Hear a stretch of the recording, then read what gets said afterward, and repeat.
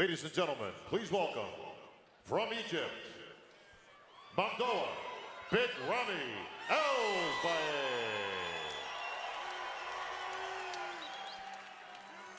Sean Ray, bodybuilding is a sport of all different shapes and sizes, and there is perhaps no shape or no size like the man we are looking at right now, Mamadou Elsbaye.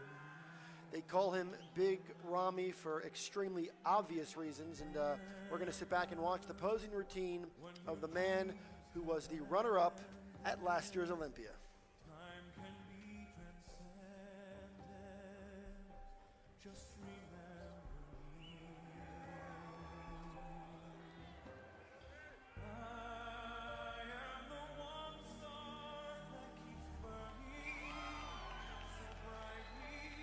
Clearly tighter than 24 hours ago, Dan. You can see he dried up in the hamstring, glute department.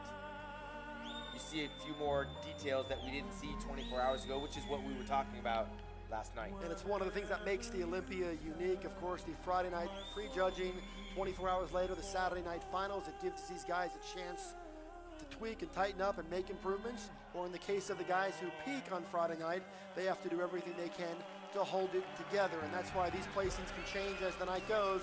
Big Ramy, of course, was the guy that a lot of people were looking at as the top contender to take out Phil Heath, and based on what we saw last night, it looked like that might not be going that way. As you mentioned, the physique does look better tonight. The feathers in the quads give it away, the splits in the pecs, the abs are tighter, the back is tight, everything is tighter, which magnifies the physique even more. Unfortunately, first impressions sometimes set the tone for what's going to ultimately happen. And if last night he doesn't resonate more tonight, the judges will stick with what they saw last night. Well, and it's not even just first impressions. Those scores for last night have already been logged into the system. So the damage that was done last night doesn't just go away. Yes, absolutely. He's going to have to be that good tonight to overcome what went down 24 hours ago. This is a very impressive bodybuilder. Big Ramy is exceptional and clearly much better, and I think that's great for this contest because I'm looking forward to seeing Big Ramy and Phil Heath stand side by side. Absolutely, once again. I'm looking at him like he was last year. This is the Ramy we saw when he got first runner-up a year ago. He's not far off the mark. And the improvements, look at the graininess in there. The improvements are vast. I would like to have seen him change the music up to more up-tempo at this stage of his posing, because he's starting to get excited, and the fans are as well. Sean, if this Big Ramy that we're looking at right now had walked out last night, this would be a very different contest right now. We would be using different adjectives for sure. As we try to get to the judges, sometimes we try to think like they might, but as an independent thinker watching this, you see the Christmas tree come in. That wasn't there 24 hours ago. You see the glutes, the striations. Those were not there 24 hours ago, along with the feathers in the quad. We're looking at a different bodybuilder, which makes it more competitive tonight. Now I'm curious to see what he looks like standing next to the rest of the field.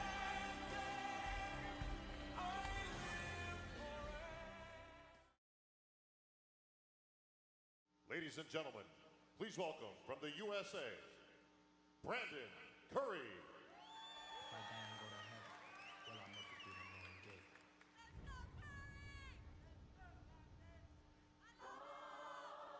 5'8", 252 pounds by way of Tennessee. Former USA overall champion, Dan, trains out in Kuwait at the Oxygen gyms as well.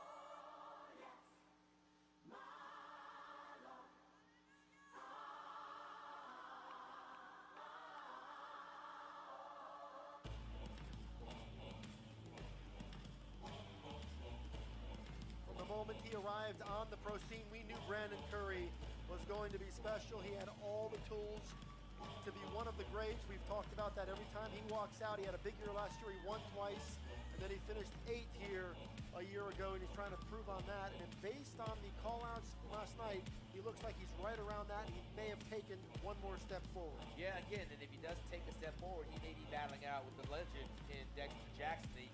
He had an opportunity to stand next to each other. And with Brandon being as young as he is and as big as he is, he's holding his own next to the former champion. He is a perennial top 10 finisher. He's won over in Brazil, the Arnold Classic Championships. Classics over in Australia. Sean, there's no shortage of muscle on this frame. What's the thing that's holding Brandon back from getting him into the top 5 tonight? You'll notice he's got a little bit thicker skin than some of the other bodybuilders. He's darker skin, but it's a little bit thicker. And at 5'8", carrying 252 pounds, he's right there with Kevin Levrone. Kevin Levrone got another 1.5 inches on this guy when you start to compare and contrast the physiques. But the skin is a little bit thick. The one thing about Brandon Curry is he is continually improving, and it pays off for him to go over to Kuwait and do the business of bodybuilding. But I don't think he can get any bigger at 5'8". He's right where he needs to be. He's just got to try to rip up the skin just a little bit more and thin it out. The hamstrings can use a little bit more meat on the bone. But his shoulder to waist differential and the width and the thickness on his back is nothing short of amazing for where he came from. All the while raising 4 children. Married an IFB Pro Bikini competitor in this Randy Curry by way of Hawaii. Got a lot on his plate.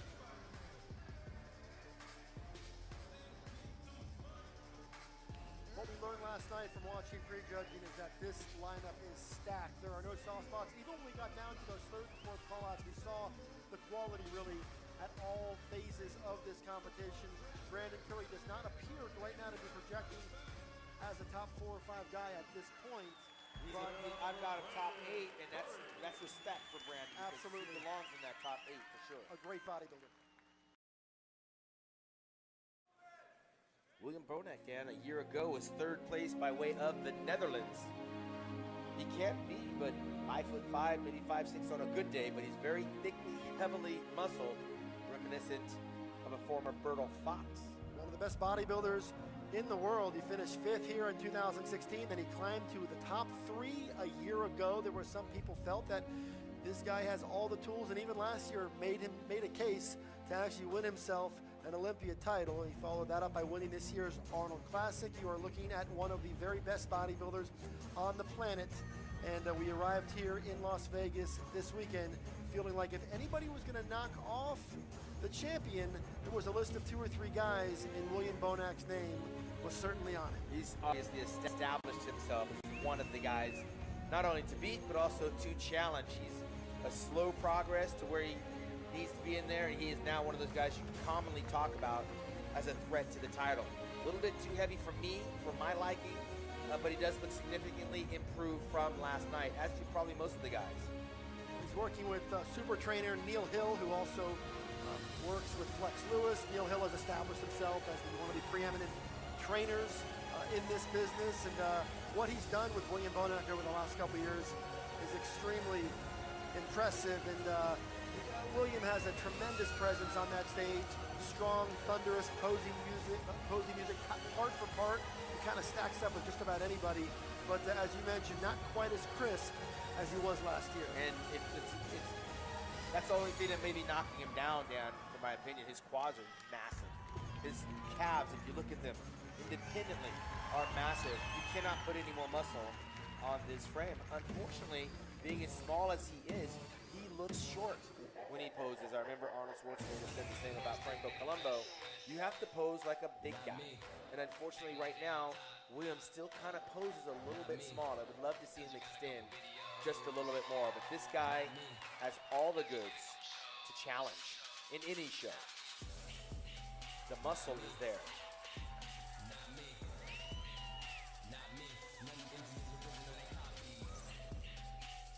That's a classic William Bonac shot.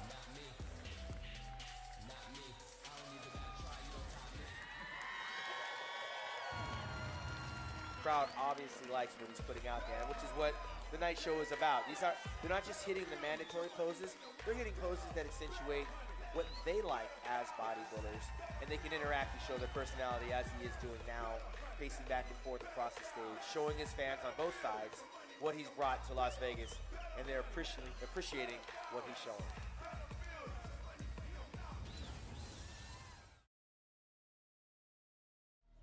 All right, we are underway. The finals of the 2018 Mr. Olympia. Our first competitor, Ruli Winkler, makes his way to the stage to mark the beginning of what we anticipate will be an epic night In bodybuilding history, Ruli Winkler used to compete more often. He only competed twice this year, and one of those, a win at the Arnold, Australia. He landed in the top 6 here a year ago. Sean Ray, let's get a look at the 2018 version of Ruli Winkler. Ruli has been on this slow incline with his career, winning over in Finland, winning over in Kuwait, winning over in Australia, and making a run for it here tonight. He's very cartoon character-like, Dan. You open the old magazines, you see the silhouette drawings. This is very caricaturing. It's like ridiculous in terms of the size of the arms and the width of the lats and the calves have even come up. Really a steady work in progress. So much muscle here.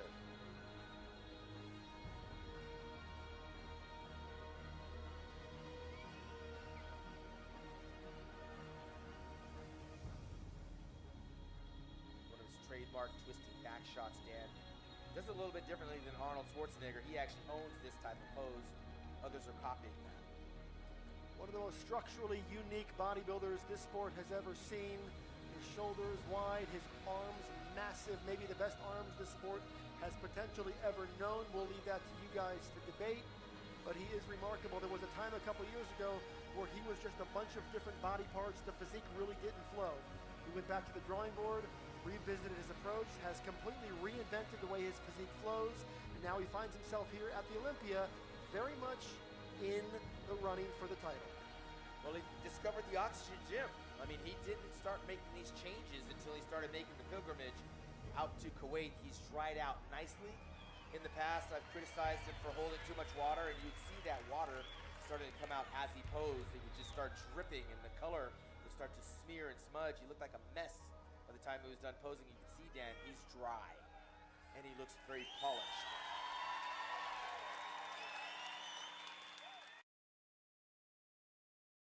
Ladies and gentlemen, from the USA, your 7-time reigning and defending Olympia champion, the Gift, Phil Heath. There was one.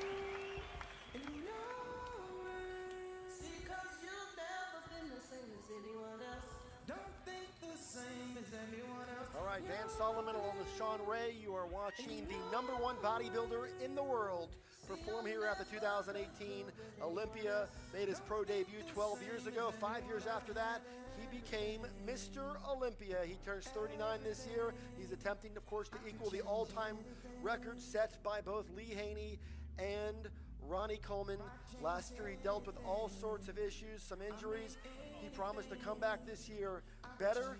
He promised to come back here and make history. And Sean Ray, I'm going to let you get this posing routine started by giving us a take on what we're looking at right here from the 7-time champion. You're seeing why they call the guy the Gift. His side chest is world class, and now he's turning to the back, which is what he will even admit wins him competitions from time to time. It definitely saved him last year standing next to Big Ramy. You see the glutes, you see the hamstrings, and now we get up to the back double bicep. And usually by comparison, this is where Phil rises to the occasion. Well, Phil Heath and his trainer, Hani Rambod, are known for mastering the art of those 24 hours. They have a history of being able to tweak and tighten and improve over the course of those 24 hours. So the question is, has he done what he needed to do coming off of last night, where he did get some criticism? Well, by himself, he clearly has dried up. It's when he stands next to the other guys is we're going to find out how much. But right now you see the split in the biceps. You see the feather on the hamstring, the separation, striations. Phil is dried up nicely. You cannot determine whether it's enough until he's standing next to the other lineup. Again, he doesn't have very many weaknesses. This is very much a business trip for Phil Heath. He knows what's at stake. He knows there's plenty of people that would like to see him go down. When you get to the top, those are the realities. And he is here. He has done the work. I caught up with him the other night. He has laser focus. He and Hani Rambod have worked extremely hard to get to this place, and he is on the doorstep of history. Well, when you talk about history, Ronnie Coleman and Lee Haney, you cannot not talk about someone like Phil Heath, who may join that company. But again, the midsection is what I'm drawn to.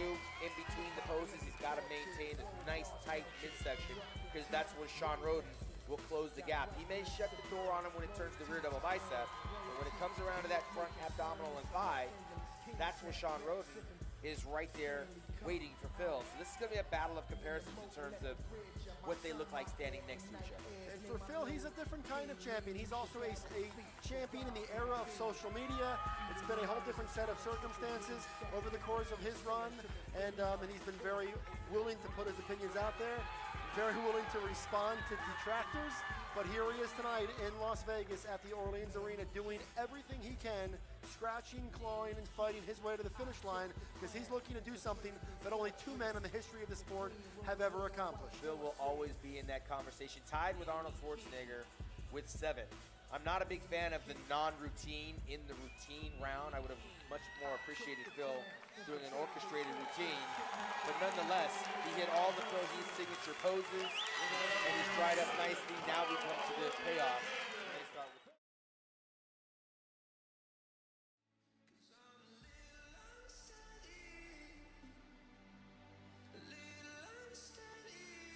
When we arrived in Las Vegas, we did not know what we were going to get from Sean Roden. A year ago, he fell to 5th. He's been in the top 5 6 years in a row. He was a runner-up here in 2016. And based on the way the call-outs went and last night's prejudging, Sean Roden is very much a contender tonight. There are many bodybuilding fans who watch this show that feel that Sean Roden may have done enough to become the 14th winner of the Mr. Olympia. Well, there's no question he improved vastly from a year ago. Sean Roden's first flush on the stage stand, we both called that he was off, a little bit of watery. We understood later on that he had a broken jaw. This is a vastly improved physique. The obliques are in, he's tight and he's dry, the delts are just offsetting that physique. You can see the traps are hanging from his skinny neck. His traps actually make his neck look non-existent by comparison. But Sean is the best that Sean has been. And remember, this is a guy, he's a former first-time runner-up in this contest. And I believe right now, he's better than he was when he got his first runner-up. When prejudging ended last night, I asked you, Sean Ray, who you thought was in the lead coming out of prejudging. You told us you had Sean Roden ahead of Phil Heath. Of course, the night is still young. We still have protein routines. Half the contest will be scored tonight. It's still very much up in the air. But Sean Roden has made this contest far more interesting than a lot of people thought. But yeah, and it's a heavyweight fight, and a heavyweight fight goes 12 rounds. So if you fight the first 6 and win the first 6 rounds, and you're the champion, you may come back in those last 6 rounds, and may even get a knockout. We cannot discount the fact that Phil Heath has also had time to dry out. But right now, there's nothing that Sean can do. Sean's about as dry as he's going to get. You saw the intercostals. You see the peekaboo on the lower back. You see a little bit on the glutes, the hamstrings. He's dry in all the right places. And the question will remain, did the champion rise to the occasion? The knock on Sean Roden, especially on a night like tonight, is that he brings just about everything to the stage you can bring, except energy. And it looks like he's trying to bring some of that right now. That's been a missing piece for Sean. He comes out, he usually poses very slowly, very cerebral. His transitions are very slow and almost accidental in a way. And here he goes, and he's trying to bring some energy, and I think that's a big way for him to establish himself here on this stage. Absolutely. Personality and charisma in this performance arena will help him. What he hasn't brought to this stage, Dan, in the past also is the lower back, and that's where Phil could actually turn the tables on him. But you see the feathers in the quads and deflects them. The one thing I don't like about Sean is when he relaxes his stomach in between, but look, he steps into the light, and you can see the quads separate, the abs pop, the deltoids pop. Sean's ready. There it is. If Aaron was going to be a threat tonight.